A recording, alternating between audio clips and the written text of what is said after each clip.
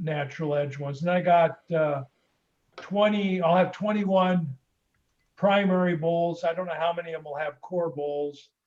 And I got 2 ovals that I'll rough out. The ovals I'll rough out probably Saturday. So. We had a question in our forum section about how to cut up a burl, and didn't get many responses because I don't think many of us knew how to respond. I think Jason gave it a try, but there's. Well, I've done that slideshow for you guys, and you guys have my handout. Somebody, Yeah. Jim Stoffel, upgraded my handout a few years ago. So I think for a burl, it's just sort of hit and miss, isn't it? no, there's definitely a grain direction in burls. So you'll know what you're going to get before you cut into it, because you just have to look at how it grew. You have to look at how the burl grew, and then you know how to cut it up. There's a Okay. great book out there by Michael Elkin. He died a couple years ago. He was down south of us, spent his life working mostly big leaf maple burl. And it's called Reading the Tree or Reading the Wood. It's Michael Elkin, E-L-K-A-N, I think it is.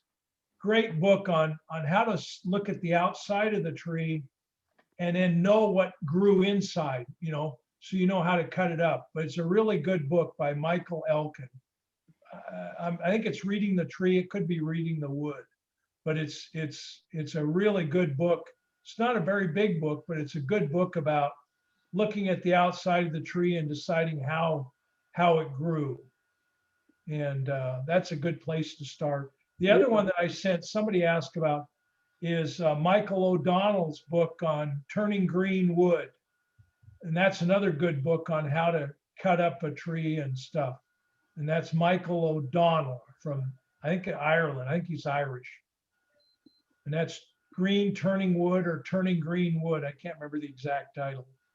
Michael O'Donnell. Okay. That's the 2 best books out there on that I know of on cutting up wood. Let's see if we can get in our library. Yeah, they're both good books to have in the library. Yeah. Let's take a look at You're that. going to publish your book. Well, you guys have got my article. I could send it back to Roger. I could send Roger that handout. You guys have it. It's actually on the website. Yeah, okay, yeah. Is it? On I was your just looking website, for there's it. a drawing. I can't find it on here. Where's it at? Bill might beat me to it, but let me look here. All right, ready, set, go. Everybody fine. I don't know where it is.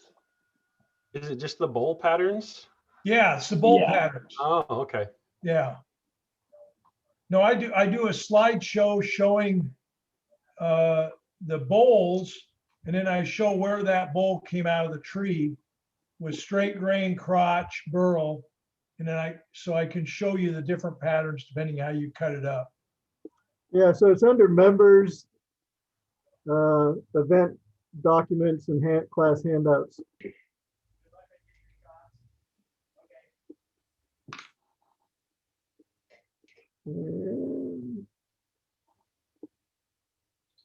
But anyway, anybody that wants it can, if they send me an email, I'll send it back to them.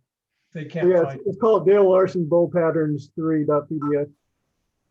That other one, I found that other one, it's called Reading the Wood, Yeah.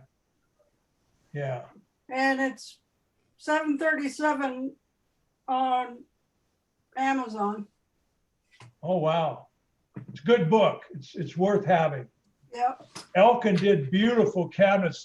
The big black walnut shelves that were down at Real Mother Goose in the main building. Elkin built those for Real Mother Goose years ago. They were stunning. Yep. Stunning woodworker. His brother still works at Saturday Market. Last time I was at Saturday Market downtown, his brother had a booth down there.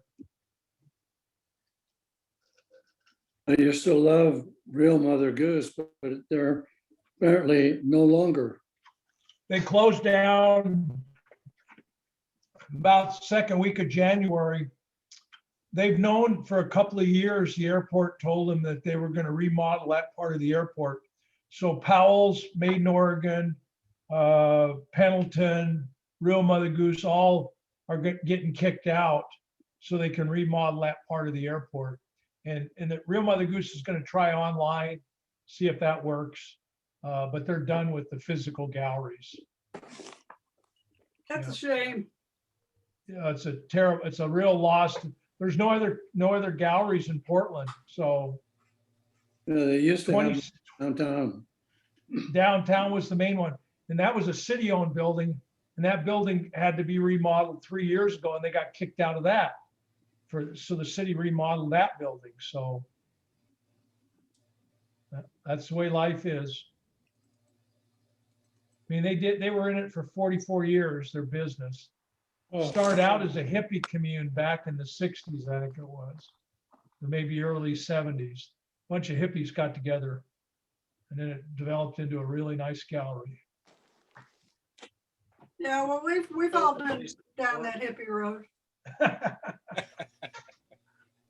least some of us have. So is that when you joined Dale, when you were in your hippie phase?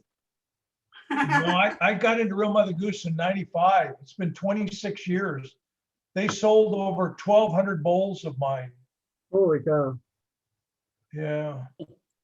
Well, I just pulled up their website and they've got plenty more of your bowls on there. Yeah, no, they're going to try online. The other galleries have had good luck online, so God bless them. Okay, let's, a few minutes after 7, and I just sent the link to a few people that sent me emails, so hopefully they'll be able to join us. Let's see. So we have our board meeting coming up Sunday, and one of the topics that we're going to talk about is where we are with the COVID virus and the restrictions. And one of the questions is going to be, when can we have open shop again? And Oh, wow. Roger, why don't you mute everyone again? yeah. Oops. So we'll be talking about when we can open up open shop time, and also have start our classes up again. And I don't know what the results will be, but my guess is we're probably looking at April at the earliest, and maybe May at the latest, I'm hoping. So stay tuned there. We'll see what we can do. We do have a couple new members. They're not on tonight, I don't think, but I got emails from people asking for help in learning how to turn. And what's that? So they asked help learning how to turn, and I told them we'd be starting up our classes again. And so we got their membership fee, so that's good.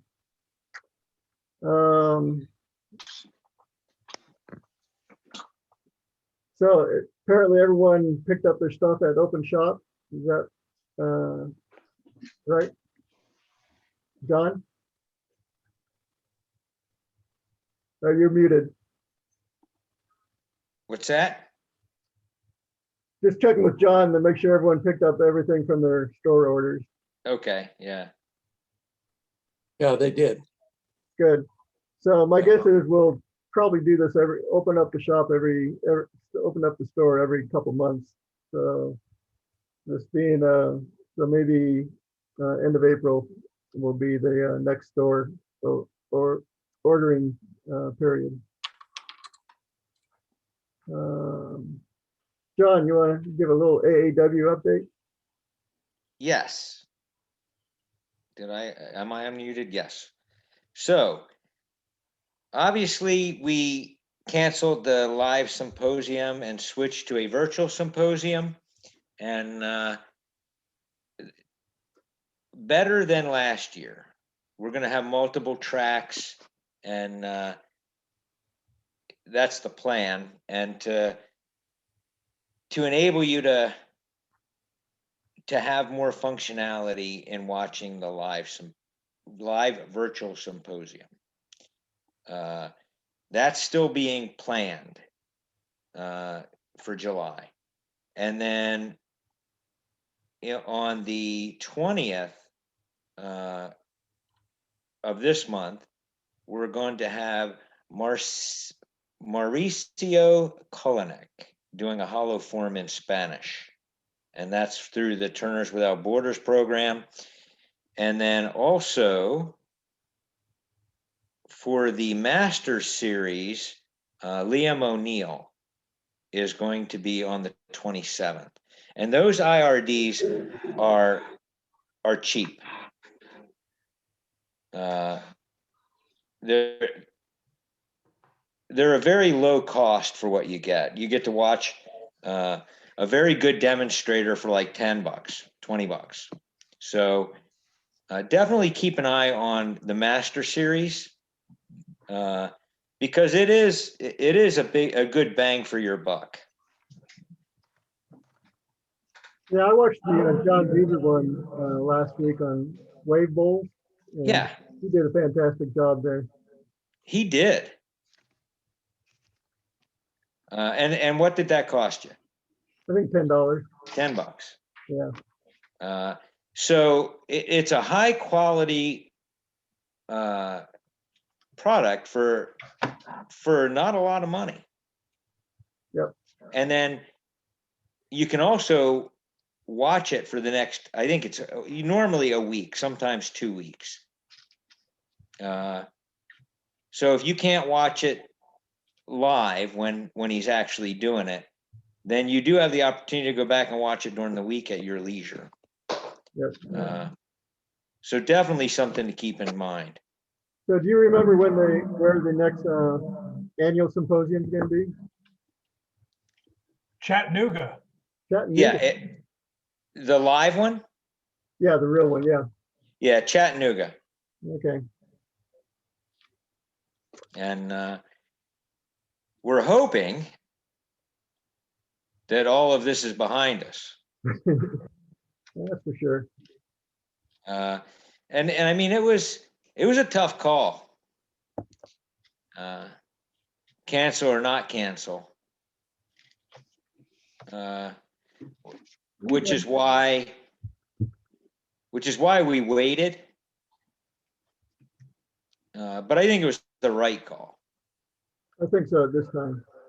Yeah. Well, last year, definitely canceling Louisville was that was a forced thing anyway. So, Okay. Anything else? nope. Okay. Show and tell. Do we have anything, Bill? You're muted. You missed my excitement. I said, yeah, we got some great stuff. Yeah, some super great stuff. Let me share my screen if that's cool. Preview. So to share.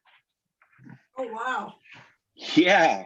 So this is David Perez, another amazing basket of illusion baskets. But check this out. Can you see me zooming in on this? Oh, yeah.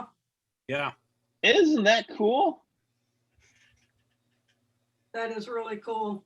And then he topped it off with a twig with crotch. Yeah. Just really cool. That's beautiful. Yeah, isn't it? That is gorgeous. David, do you want to say anything about that? Well, just that this started out as a segmented vessel. Sometimes I do that with these basket illusion vessels because then I don't have to deal with end grain. I get a nice smooth side grain that I can use the beating tool on. And I just learned to do these the past year. It's been my keep from going crazy being at home all the time. So Are you watching it? Yeah, I was gonna check it out and then maybe go in the other room. and this It's on was Saturday. How tall is that? How tall is that bowl? Or that thing? I'm going to say about 8 or 9 inches. That's splendid. That's beautiful. Thank you. I think you're gonna be the default winner of next month's challenge. Yeah. Yeah. How would Between that and the next one, Yeah. Here's the next one. And it's Well, I think he's got to make a new one for next month's challenge. I'm working on one right now, so. Yeah, so am I. Yeah. This was actually from a piece of maple that I bought from, from the Northwoods, Figured Woods Oh, that wow. the club got. So I just took a big chunk and turned it into a bowl and did this. It was just kind of derived from a pattern I found on a basket online. I'm not really into the designing phase yet. I'm still trying to learn the basket illusion, but I got it to fit on here okay. Great. I'd say it's more than okay. Yeah, that's good. Thank you. How many I love hours that. do you think you have into it? Oh gosh, this one here, I just did a little here and a little there, but maybe, I don't know, maybe 50 hours. But I'm a little slow. Slow's better. Very nice. Yeah, really nice. Thank you. Next up, Michael Porter. Yeah. There you go. Hey, Mike. This is, let me make sure I'm on, yeah, I'm on and off mute. This is what I call a memorial candle stand. It happens to be made out of myrtle wood. It's got 3 coats of wipe-on poly on it. And I've, over the past, several years, I've either had some friends that have been lost to cancer or some other family member. This is going to the wife of our exchange student in Germany who passed away and within 6 months from ovarian cancer. Went in the mail, goes in the mail tomorrow. And I said that I'll always send it along with a candle and write a note that when you light the candle, be reminded of the spirit of the person and the gift of that person to your life. And they've always, as you can imagine, been well received and done quite a few. I change the design from time to time and experiment. This one, I use kind of an uplifting swoop there at the bottom and then flare it out at the top. That's a little different than what I've done in the past. I always try to keep them clean and simple, especially if there's a little bit of grain in the wood. So that's what this one's all about. It's about 9 inches tall. It's really special, Mike. That's Yeah. really great. I just mention all that because that's something woodturners can do that make a big impact on a family or spouse that we can do. And these are really, really well received. Let me just tell you, I mean, I've gotten phone calls with tears, and after receiving it. So I just want to share that with you. So that'd be something to consider. That's great. Great. Okay, next up, Jim Shuffle. Jim, are you on? You were. Okay, I'm here.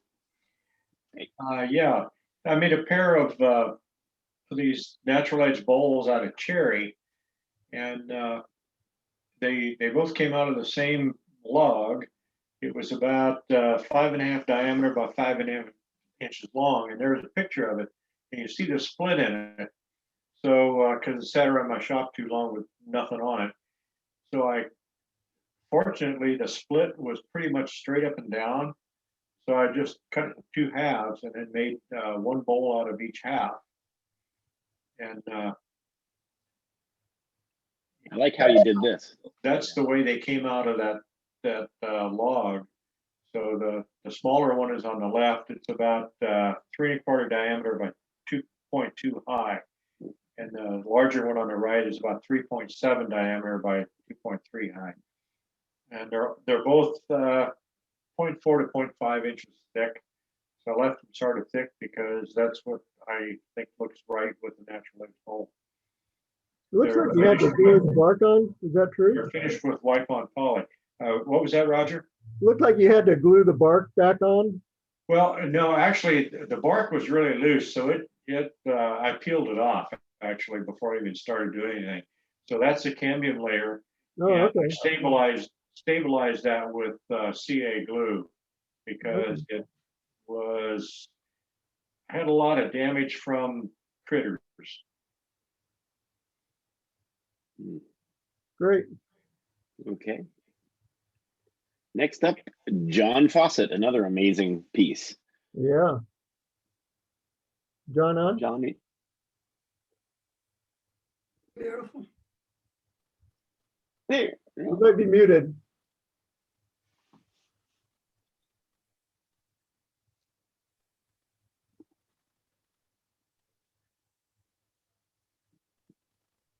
The upper right part of your picture, you should be able to unmute or go to the lower left of your computer. Ah, I There you gotcha. go. Okay. There you are. Anyway, that's a vase. It's about 14.5 inches high by 9.5, 10 inches wide. And inspiration was I just saw something like it on Pinterest and I really like the looks of it. Put it together. It's something around, I think 850 pieces or so, and out of Bobinga, Wingy and Maple. Wow. Really enjoyed doing that one. That was kind of fun. Here's another one of yours as well.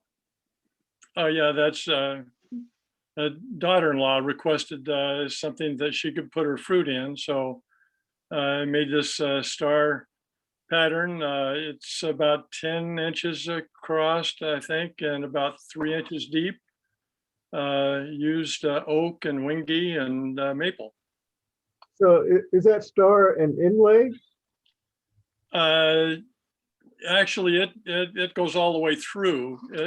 So it's not actually inlaid in a piece of wood where it only has a minor depth. So it's through and through. Oh, okay. Wow. So it's a segmented bottom. It's I a was gonna say, segment. you glued it up, you glued it up and then turned it? Yes, and you can see at the ends of the stars, you can kind of see where there's a joint where you pick up right here on the lower left, you can kind of see where there is a joint to match in. So just using a disc sander to get everything to fit together properly and putting up to light to make sure that it don't get any light through it, and eventually glue it up in a piece at a time. Wow. It looks three-dimensional. Yeah, it is. I really like that look. That diamond look is kind of cool. Yeah. Although it's probably covered by fruit or potatoes or whatever all the time otherwise. Well, here's the most unique show and tell piece, I think. Oh, This is John's again. Yeah, just complete. It's a bladeless fan. My son sent a video that was on YouTube about a guy. It sounds like he's a Brit. His name is Pask Makes. He's out of Australia. I watched the video. All right, good. So it's an Aussie. And there was no plans for it, so I just had to kind of guess, put the thing together. In the bottom of it, that matter of fact, I've got one here if you want to, or got it right here. In the bottom of it is there's a battery as well as a fan, a 3.5 inch fan. It works on a USB port on the very back. You can plug a USB in here to charge the battery or run it directly off of this USB. And it has 4 different speeds. As a matter of fact, you can probably hear. Yeah, that's the 4th speed, the highest. And the idea is the very back of it here, where my hand is the back. And there's a groove all the way around here. That's where 2 cylinders are apart. So there's an inside cylinder and an outside cylinder. And that was the problem, trying to, and you can see there's a feature on the very front of it. But to get these 2 cylinders to match up properly was a little bit of a hassle. As a matter of fact, I had to remake the inside cylinder once or a half of it to mate it together. But kind of a fun project all the way around. Matter of fact, I had so much fun at it I had to make 2 more. Matter of fact, yeah, right there. There's 2 more for each one of my kids. Same design, a little bit different as far as the feature in the front. We're looking at it from the back here. But the wood in there that I used is maple. Well, there's maple and wingy where you have the contrast woods, but the base of the fan is done in walnut and cherry. And that's wood that was blown down here on our property. We're on 10 acres outside of Newburgh. And I cut that up for wood years ago and have been using it for quite some time now on making projects. So it's got a little bit of us in there all the way around. You know, John, we haven't had a demonstration on segmented work. Would that be something you'd be interested in, maybe doing a demo, a recorded? Well, I usually photograph it. I don't do videos, but I usually photograph everything all the way through these. And when I do a project like this, I'll make a thumb drive, put it to music and have the whole thing stretch out of each step. And for instance, how to wire these things up, because the wiring from the fan that you can get online through Amazon, I had to extend the wires and solder some joints and use some shrink tubing. Anyway, I've got all that in pictures. But yeah, I wouldn't mind if somebody's interested in this stuff, but I really enjoyed think about it, because you know, tonight's demo from Betty, she and I recorded the whole thing, and I was able to you know, cut it down to you know, a good length and present some good information. So you know, if you had a project that was somewhat simple that we could do in less than an hour, think about it and we can talk. Sure. Yeah. One thing I've just done recently, I don't know if anyone has watched some of the videos, probably you guys have, on segmented turning, but it's segmentology. A guy named Jerry Bennett designed a new sled, to me anyway, and I've just made his sled and a couple of stops for it to cut segments, and it really simplifies things very well. And so I'm kind of looking forward to doing the next project with a simplified sled instead of the huge sleds that I make these things with. Cool. Okay, great. Yeah, thanks, John. You bet. And now this is last one is Kevin's. Kevin, hey Bill, are if you I on? slip you $5 next month, will you put me first so I don't have to follow all these amazing pieces? I think yours is pretty amazing. Yeah, I think so too. I didn't do much work to it though, compared to what these guys did. The wood did most of the work, but this is just a little spalted alder hollow form. And I really love that wood. It turns so nice, and I love the way it looks. So I had a lot of fun with it. That's cool. How large is it?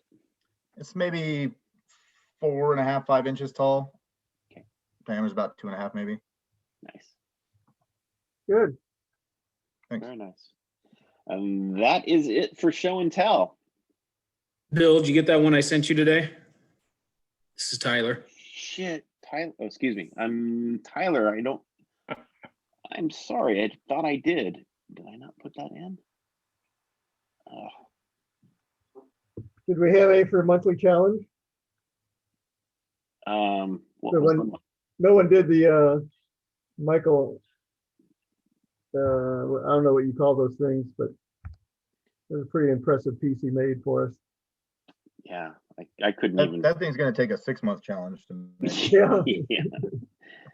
Tyler. Not a big deal. If not, just. You can see it next month. Yep. I have it. Wait. Good. Let me share again. Desktop show. Mail.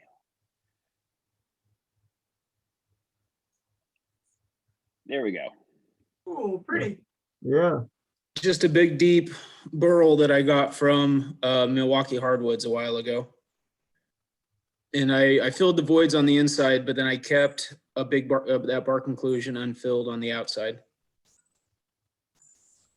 That's a pretty spectacular piece of wood. Yeah, spalted burl. Yep. That's great. About 15 inches in diameter and like 6 Wow. inches tall too. So it's a big one. Wow. It's hard to tell scale there, but Yeah. What kind of wood is that? I think it's big leaf maple, but Very cool. How long did you let that sit there before you cut into it? oh, it was all round when I got it, but I still looked at it for 6 months before I got brave enough to turn it. Yeah. Yeah. The guys at Milwaukee Hardwood, they're pretty good people. They mostly do dimensional lumber. They have a big saw miser. And they're also the ones that donated all the wood for the Stuart Batty class.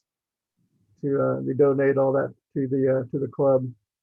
So if you, I don't know that they advertise their turning woods very much, but if you go there, they got a tremendous supply of anything you want. And you'll pay by the pound. Yeah. So good guys. Yeah. And they give a club a discount. So. Okay, what else do we have? Anything? Can we move on to our featured presentation tonight? I'm ready, I think. Okay, so what we're going to do